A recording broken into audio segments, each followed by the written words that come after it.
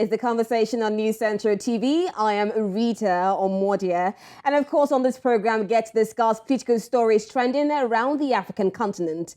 And on today's edition, amid drastic power cuts in South Africa, the days of enjoying free supply of electricity and water are now over for cabinet ministers and their deputies.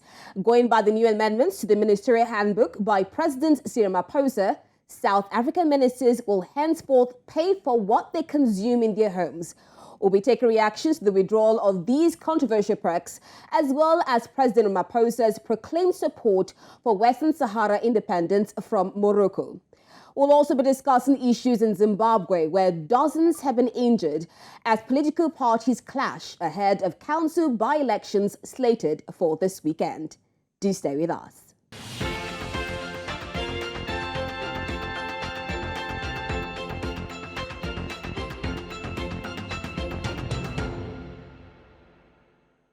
Now, on our first topic, South Africa's President Cyril Ramaphosa has amended the ministerial handbook, which gave ministers free water and electricity at their official residences.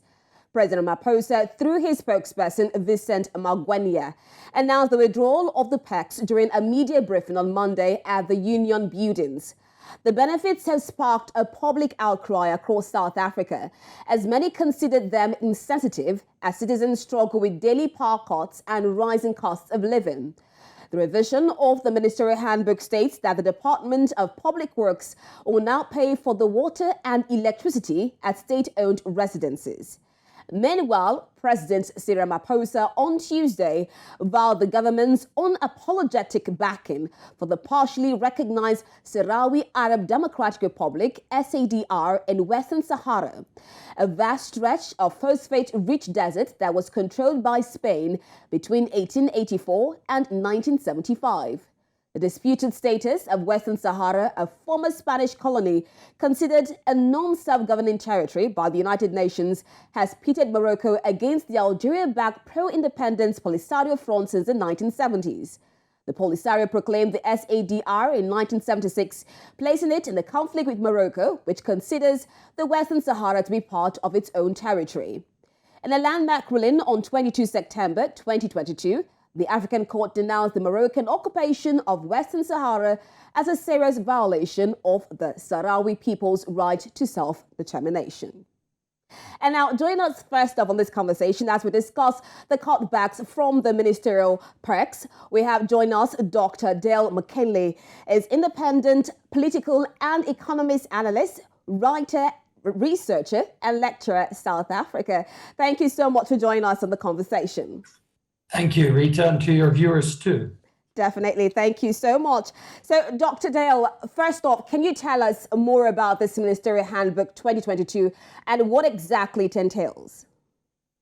Sure. Well, the Ministerial Handbook has been around for about 10 years now, and it basically sets out all the different things that the ministers and deputy ministers, in other words, the executive cabinet of the country, will receive. And if you read through it, it's about 40 pages, and there are all sorts of different perks. The ones that you mentioned, which sparked the outcry, the free basic water and electricity, were just the latest that President Ramaphosa had added on. But just to give your viewers a taste of what our ministers and deputy ministers receive, they receive up to 20 free business class flights every month for themselves, their spouses, and their families. They receive free car allowances. They receive free accommodation. They receive house renovations for free. Their domestic workers are paid for, and all of their out-of-pocket expenses on any trips are covered. These are just some of the perks. So you can imagine when it was announced that they were going to, on top of that, receive free basic water and electricity, while, as you mentioned, residents have been experiencing massive cuts. It was just too much for people to bear, and that's why you had such an outcry. Okay, now there are a lot of free every hand from you and a lot of allowances for these ministers. Now, is there any law that makes provision for this ministerial handbook, or is it just a prerogative of the executive? It is the prerogative of the executive, but it obviously has its limits in terms of public opinion. So there is no law that says you cannot do this or you cannot give that. it's how politically acceptable it becomes. But the fact is that up until about 10 years ago, for the first 15 years after 1994, no South African knew that the ministerial handbook existed. So we had no idea as citizens that there were all of these things happening. It was only after pressure from civil society organizations. And so as of now, people watch much more closely, particularly given the socioeconomic crisis that our country and much of the world and Africa is experiencing at this time. Okay, now still looking at this amendment of the handbook back in April, you said that this water was just added in April. Now, there's a perception that these amendments were conducted in secrecy to avoid public scrutiny. How true is this? Yeah, it's very true. Nobody would have known if it had not been for a question that was asked in Parliament by one of the opposition members of Parliament about this. They had obviously received some insider information or whistleblower, and they asked the president the question during the presidential question time, and he had to answer. He had to give it up. So if that had not happened, we would not have known. So all of this ministerial handbook has been shrouded for many years in secrecy. And it's understandable why, because the ministers know that when the public finds out all the things they get, they're going to be very angry and disappointed, given the fact that we are being told to tighten our belts, but the ministers don't seem to do the same. And Ramaphosa's spokesperson said the withdrawal of the presidential minute on the ministerial handbook was prompted by public outcry and not the opposition, because you just said now that the public got to know about it due to what the opposition said. So can you also, because part of the things that the opposition is saying that this handbook should also be scrapped, meeting the public protector. Do you think that this is going to happen with all this public outcry going on? Well, first of all, no, it's not going to be scrapped. I mean, the one thing that the ANC as the ruling party in this case is basically controls is the purse strings. And in that case, the ministers who already get, by the way, our minister in our country earns 3 million rand per year in a basic salary, and that's not including all the different perks. So it's a reward for political office, and they're not about to do away with it in that context. But the opposition will continue to ask the questions, and civil society will continue to put the pressure on them. Aside the opposition, what about the public? How do they see this? Do they also call for a scrapping of it, or is just the opposition calling for it? No, it was across the board. It was, I think every single South African was very upset. Many people have lost their jobs. COVID-19 has been very, very difficult on our economy, as many countries have experienced. And people, there's nothing that hits you in the gut more than when you see your public representatives living large and you're being told that you can't even afford the next meal on your table. So yes, the public was very much behind this, and they will continue, and civil society organizations will continue to keep the ANC and the cabinet on their toes in regards to this. So with this withdrawal, does it mean that the 2019 version of the executive guide now stands? That's right. So it does not affect all the other perks. It's just the free basic water and electricity. And the one thing that I think some members of the viewers would know would be that we have, in South Africa, we're experiencing massive power cuts. But even while they took away this free electricity, they spent 20 million rand on providing generators to every minister and deputy minister. So effectively, when the power goes out, the ministers still enjoy their power because they've got publicly supplied generators. Now, let's look at the presidency, Dr. Dell. I mean, you talk about load shedding, water shedding, all going on in South Africa, and these allegations still there about the Phala Phala fam. I mean, how is South Africa's President Ramaphosa handling all this? Well, he's basically trying to keep as quiet as he can. When all the questions have been asked about the Phala Phala scandal, he's invoked legal privilege and said there's an ongoing investigation and he won't say anything. So he hasn't given up much.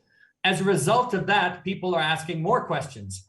And there's the perception that he's trying to basically hide behind the legal case that is happening there. So it's not doing him any political favors, in particular, given the fact that the African National Congress is holding its Congress in December, and we are going to hold national elections next year. So he's in a fight at the moment, not only with the public, but also with other factions within his own party who are keen to see the back of him. And if if he would take the country into his confidence and basically be honest about this, I think it would be much more politically acceptable. Has the opposition taken advantage of this? And I mean, you're talking about all these problems going on and Ramaphosa trying to be quiet. So first of all, has the opposition taken advantage of this? And what exactly is the public leaning towards? I mean, if you're saying that there's a lot of discontent with what Ramaphosa is doing, are they leaning towards DA, EFF? Who exactly are they leaning towards at this point in time? Well, the opposition parties have certainly made a meal of this. That's for sure. I mean, the EFF has in Parliament has basically walked out when the president refused to answer the question. So that was quite a spectacle, and they get quite a lot of media publicity. The Democratic Alliance has been constantly asking questions, and so they're basically getting quite a bit of support for that, even if they themselves have many questions to answer about their own finances. But in the context of public support for different political parties, the ANC is definitely hemorrhaging support. In the last local government elections, for the first time since 1994, the ANC went below 50%, which is unprecedented. And it has the threat of doing that at national elections. Whether or not the EFF, the Democratic Alliance, can pick those votes up remains to be seen. The largest winner in the last national elections was the people who did not vote. So many people are simply saying, we are fed up with the political parties. We don't like the choices. We're going to leave the political scene at the moment, which of course is worrying in terms of the health of our democracy as well. All right, thank you so much, Dr. Dale McKinley, for joining us on the conversation. Unfortunately, I'll have to let you go at this point. Thank you. Sure. Thank you. So while a lot of discontent is coming from South Africa, let's see whether Western Sahara will have the support, or rather will get the support of President Cyril Ramaphosa. And right now we go to the second belt, where we look at the unapologetic support to Western Sahara. And joining us, we have retired General Keith Mokoape. I hope I got that right. He's the convener, South African Solidarity Movement for Western Sahara. Thank you so much for joining us on the conversation. Thank you very much, Rita. You got the name right. You pronounced it correctly. All right. And, yes, let's talk. Okay, so looking at this, I mean, earlier on we just talked about what's going on in South Africa, and then Ramaphosa came out on Tuesday and he said he's concerned about the silence that persists in the world about the struggle for self-determination for the people of Western Sahara, and terms it a noble struggle. I don't know if you could tell us what sort of relationship does South Africa have with the Western Sahara?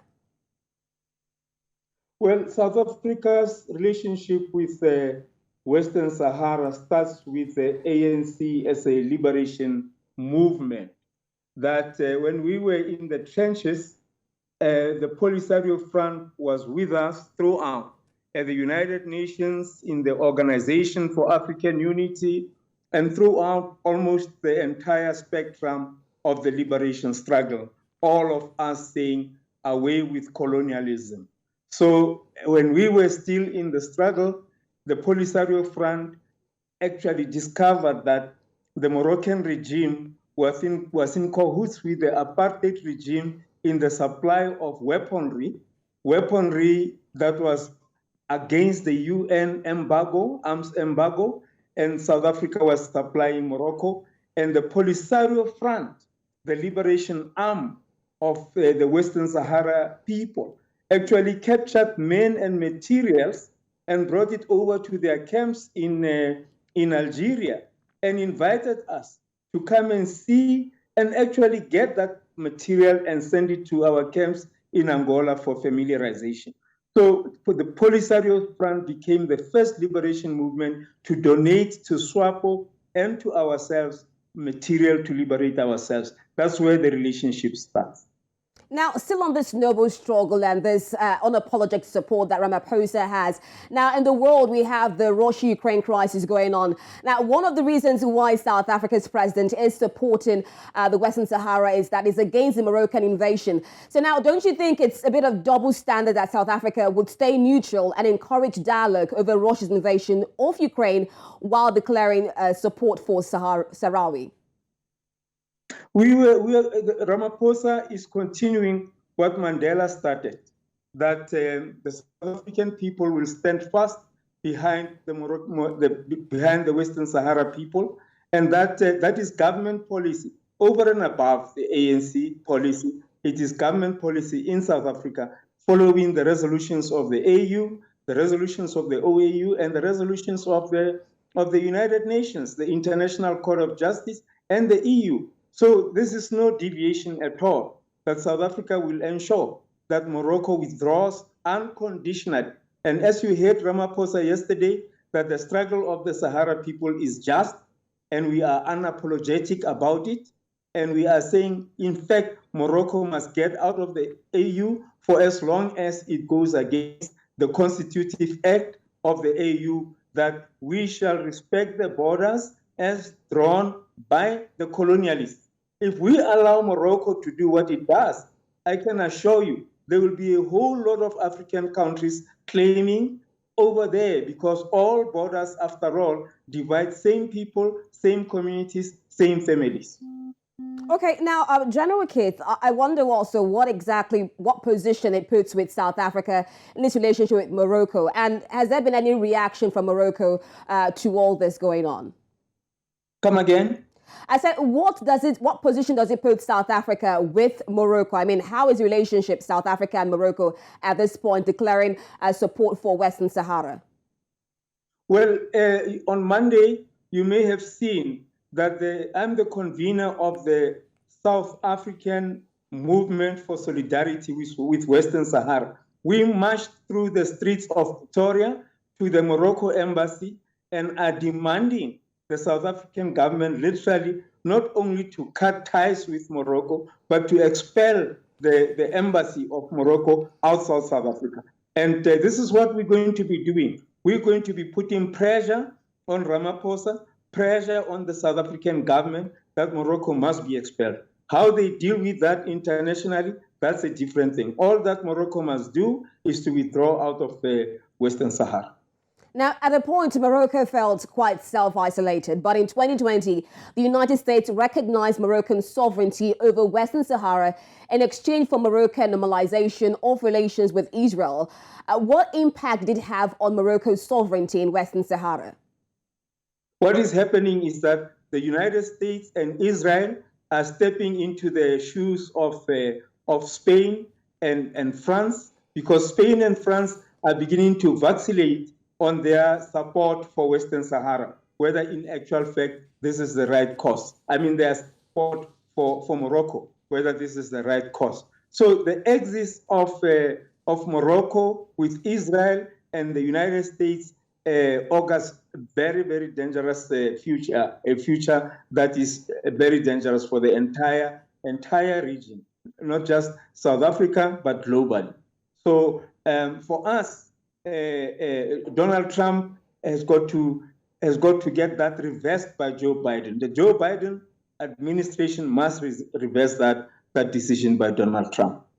Okay, and looking at September 22, the African court ruled in favor of the Sahrawis and said that the invasion of Morocco was unlawful. Now, since then, since September 22, has there been any effort towards a peaceful referendum? And what exactly is the position of the African Union on this self-determination? The Sahara Republic has always been willing to participate in the referendum. The obstacle has always been Morocco, because Morocco has, as you know, populated Western Sahara with their own people, with the hope that they will disturb the balance of the demographics. But the Moroccan people and the Sahrawi people have got distinctive features, which the Polisario will obviously see if they participate in the referendum. That is why Morocco rejects the referendum. So we are for the referendum, completely so, an all-inclusive referendum. That's what we are for. Has there been any support from the African Union or even international organizations for this referendum? Come again? Has there been any support from the African Union and international community for this referendum?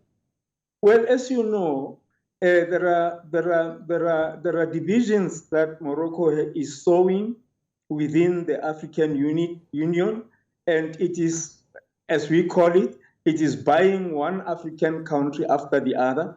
As we talk, there are 22 consulates that have been established by African countries, especially West African countries.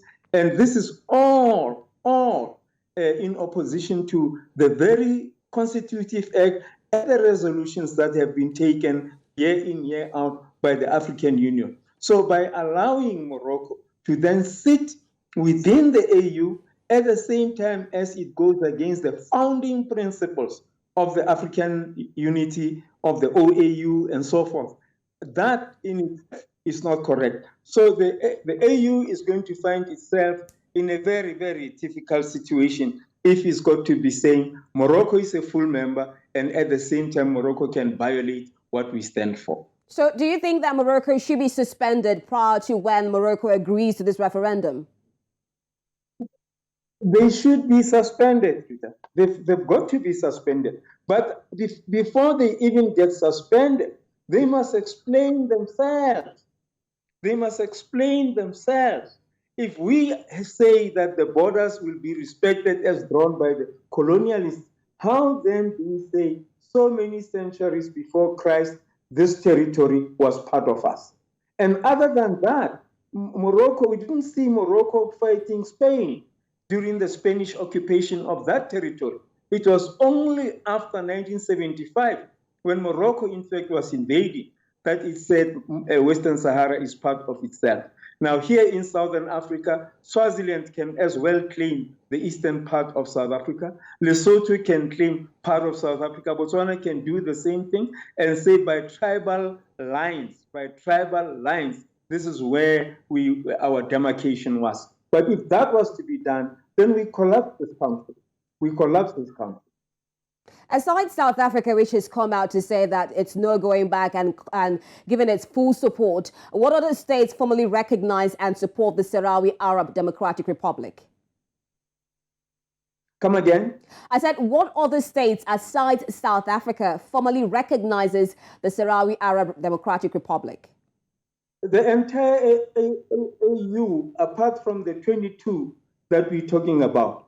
In Southern Africa here, there is an embassy in Mozambique, there is an embassy in Zimbabwe, there is an embassy in Tanzania, in Kenya, and many of these countries, of the 15 countries of Southern Africa, the embassies which are in Pretoria are accredited to, for example, Lesotho and Swaziland. You have an independent one in Namibia. So in 2016, in fact, the entire SADC came together and had a declaration of support for Western Sahara.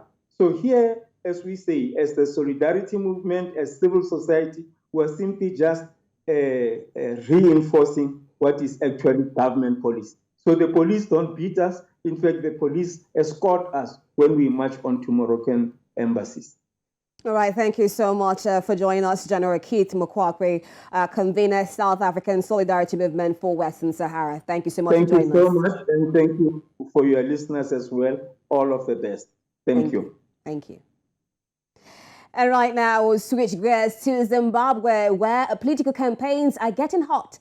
We'll have details of this after the break. Stay with us.